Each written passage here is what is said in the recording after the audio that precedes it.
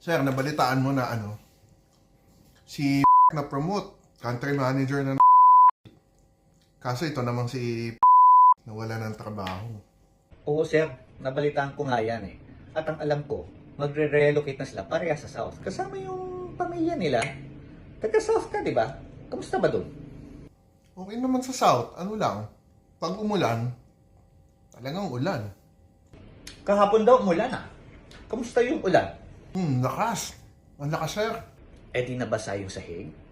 Ayun, basa. Basang basa.